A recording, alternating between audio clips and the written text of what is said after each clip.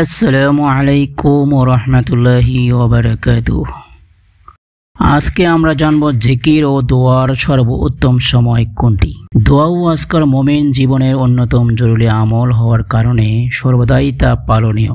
জিকির ও দোয়ার কোনো নিষিদ্ধ সময় নেই বললেই চলে, বরং সর্বাবস্থায় আল্লাহর স্মরণ করা যায়। আল্লাহর কাছে চাওয়ার জন্য রাতের শেষাংশ হলো সবচেয়ে আদর্শ সময়, আর নির্ধারিত দোয়া ও আজকারের সর্বোত্তম সময় হলো সকাল ও সন্ধ্যা। মহান আল্লাহ তাআলা সূরা আলে ইমরানের 41 নম্বর আয়াতে বলেছেন, ওয়াজকুর রাব্বাকা কাসীরা ওয়াসাব্বিহ বিল আশিয়্যি ওয়াল ইবকার। অধিক হারে তোমার পালনকর্তাকে স্মরণ করবে আর সকাল সন্ধ্যায় তার পবিত্রতা ও মহিমা ঘোষণা করবে।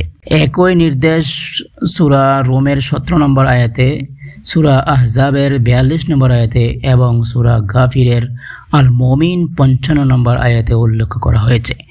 এ কারণে দিন ও রাতের যে কোনো সময়ের চেয়ে রাসূলুল্লাহ সাল্লাল্লাহু আলাইহি সাল্লাম সকাল ও সন্ধ্যায় আল্লাহর জিকির ও তাসবিহে বেশি মশগুল থাকতেন এবং আমাদেরকে সকাল সন্ধ্যার মূল্যবান সময়ে আল্লাহর জিকিরে মশগুল থাকতে নির্দেশ দিয়েছেন।